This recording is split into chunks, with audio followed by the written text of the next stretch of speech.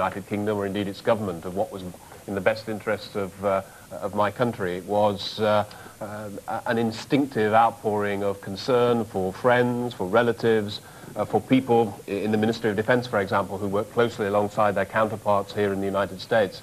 It was an instinctive feeling, and I don't believe that any two countries in the world are closer in that way. So it's not a special relationship between governments in that sense. It's a special relationship between two peoples who share a great common history and a great approach to democracy and human rights. But your government has opposition to its stance on the invasion of Iraq and on President Bush's stance. So you can't conflate the government with the British people, can you? We live in a democracy, and it's right in a democracy that there will be a range of views. I'm not at all surprised that there are people opposed to a whole set of actions that the government take, but our job is to represent the majority opinion in the country, to set out the case if it is necessary to take action in relation to Iraq, and actually to answer the critics that pose the questions. They're entitled in a democracy to put their questions. Equally, it is the responsibility of government to answer them. Just to take a question that somebody here, I haven't got time to take it, but do you think that the United States would be willing to go to war in Iraq in the absence of support from Britain? How important is Blair, and how important are you? I think that is a matter for the United States. I can't speak for the government of the United States, but I think we saw at the United Nations today President Bush commit himself not just to seeking the support of the United Kingdom, but actually to seeking the support of the international community through a United Nations process. And I think that demonstrates overwhelmingly that this is not simply about the United States acting unilaterally. It's about the United States engaging, as they did over Afghanistan, with the international community. Sheik Hamza?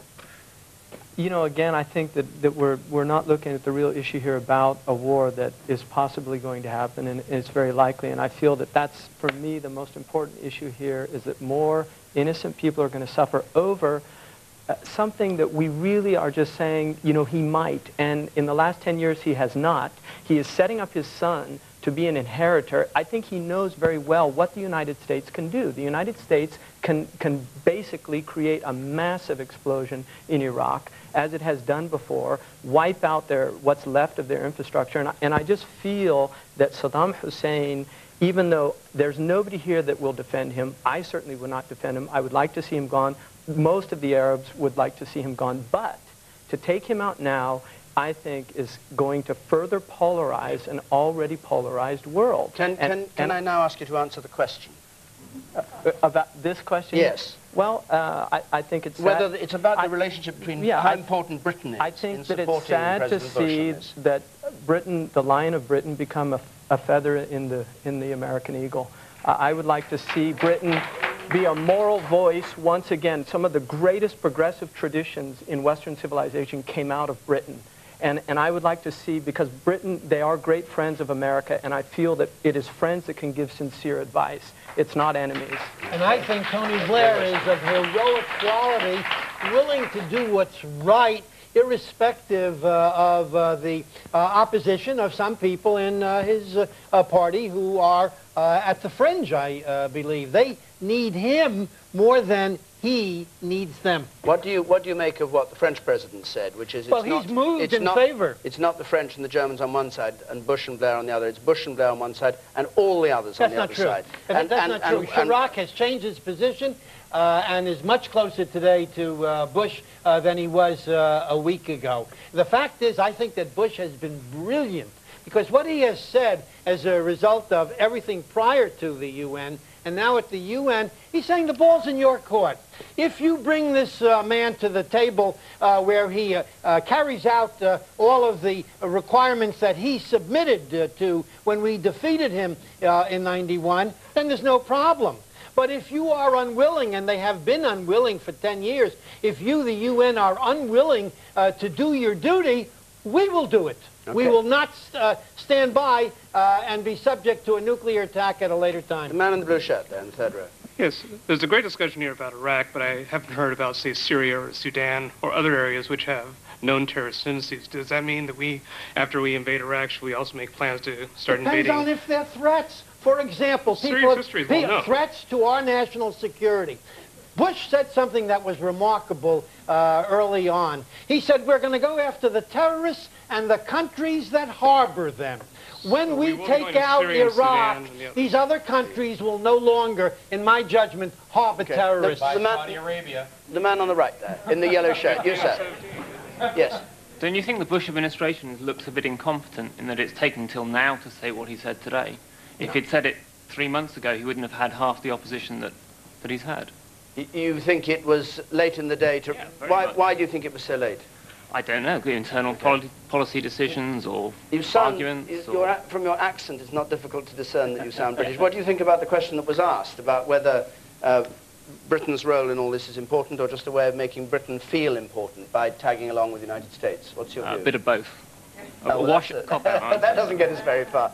Any other British people in the audience who'd just like to speak to that? Yes, you, sir, the spectacles there in the middle. I think America will act alone regardless, and I think they've shown that with the Kyoto Agreement, with steel tariffs, with the International Court.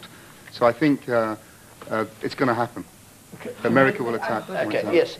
I would just like to address the history that we've been talking about of whether the UN has any credibility. I don't think for about a decade the United States had any credibility. Because when the World Trade Center bombing occurred in 1993, we did nothing. We settled it only by the criminal law, which doesn't always work.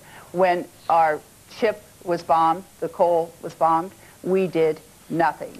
When the towers in Saudi Arabia were bombed, we did nothing. And I think this president has surprised those people who are the terrorists, because for the first time we have responded to an attack. And for a long time, we were just like the UN. Does Britain's role matter in this? Does Blair matter in this? Well, I think it very much does. But I think we know this president now well enough to know that even if the Brits weren't so wonderful and supportive, that he would probably go it alone. Michael Moore, can you just address the British point in this, and Britain's role? I think it's, like I said just briefly here, it's very sad that what's happened to labor in your country. We were all so excited when Blair, tossed all the Thatcherites and the Tories out. It was such a great moment, just watching it from here, thinking, God, could that ever happen in this country? Where like virtually all the Republicans would be tossed out. And to go down this road, to go this far, and to get behind George W. Bush. You look at Blair and Bush side by side, and you see one man who really looks and is intelligent and knows better. And why he's propping up somebody who clearly doesn't know what's going on. It's a sad thing to see. I thought you only criticize countries where you're a taxpayer.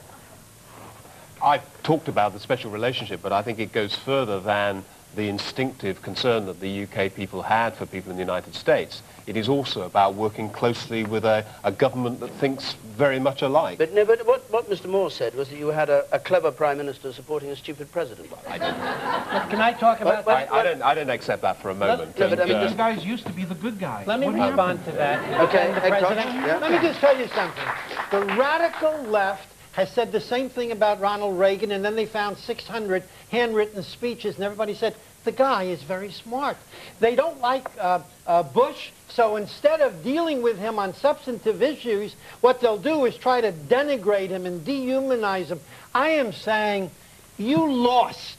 And when, I'm talking about the argument, not here, but here and outside of this room. The vast majority of Americans agree with Bush, not with you. No, that's not true. The vast majority, this has to be cleared up. The vast majority of Americans believe that if the Allies are not with us on this, we should not be going to war with Iraq. That's what... You say, yes. No, hold on. The man in the second row. You say. No. Yes, sir. I think as a Brit, we are in somewhat of an identity crisis. I mean, we do definitely have more of a kinship with America than we do with France, Germany, and Holland. So as part of the EC, should we maybe, think I think we're too American at times, but we're definitely more of a kinship with America than we do with the rest of Europe. How do you respond to what Mr. Moore says about our Prime Minister and the American President? No comment. Okay, and the woman at the very back there, or is it a man? I can't see a man, sorry. Thank you. Yeah, that's all right. As being a Brit myself, first of all, I'd like to say to Michael Moore, if he doesn't like Britain, he doesn't like America, go and live in the Far East somewhere. You know.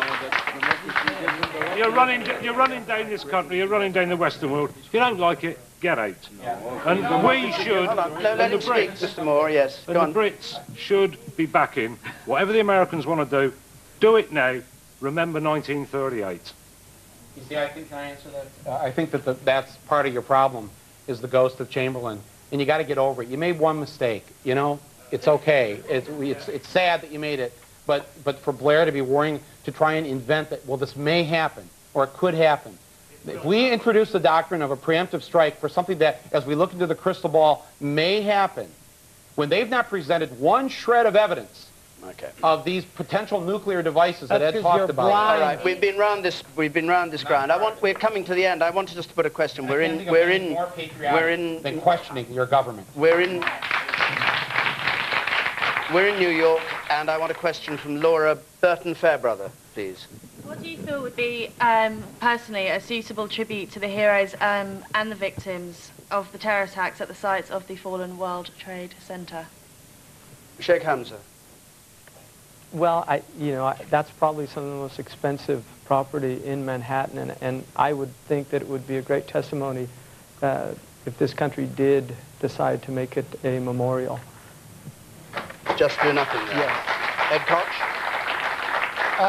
Lots of people have different views. My own view is that you build the most sensitive memorial ever created. That doesn't mean it's the biggest memorial. The two that come to my mind as the most sensitive in the world are the eternal flame on Jack Kennedy's grave and the monument for the Vietnam War. But I'm going to leave that to those who are far better than I.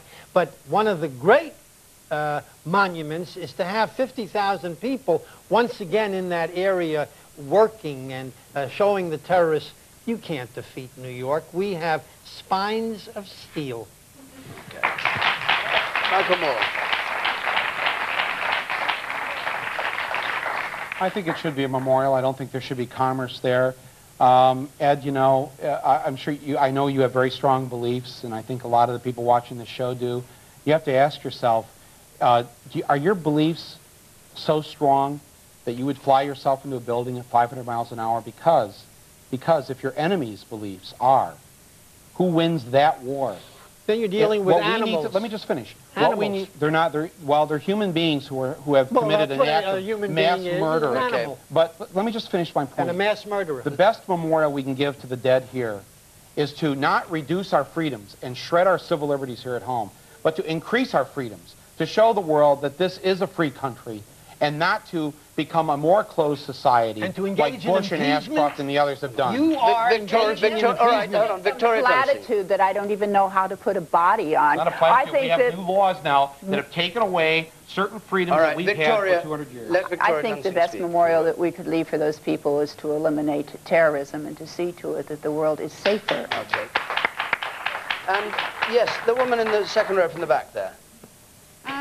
I wondered whether the two lights that they had for a month or so seemed to be a great memorial for, and around the world everybody, seemed to relate to that. Could we not have something like that again? Well, clearly there must be a memorial of some sort, but I attended the commemoration at the Pentagon yesterday morning, and what I found deeply impressive there was not only the commemoration of those who died, but the fact was that the building had been reconstructed, people were back at work, and what they were demonstrating there is that we will not be intimidated, we will not be defeated by terrorism. So I think one memorial certainly will be for New York to get on, to be the great, exciting, vigorous city, a part of a great country that it has always been, to show terrorists that we cannot be defeated. That's it. I'm afraid our hour's up. Thank you very much to all of you on the panel. Thank you to you who came here to take part in the audience next week. Hold on a second. Next week, Question Time is in Manchester, and it's the second of our programmes in which the party leaders are put on the spot. Charles Kennedy is going to face questions from an audience of younger voters. On September the 26th, 2 weeks from now, there's going to be a special edition of the programme from London to discuss the crisis over Iraq. And if you want to join either audience, ring this number, 090 114 411, or apply on our website, whose address you well know. And there you can also take...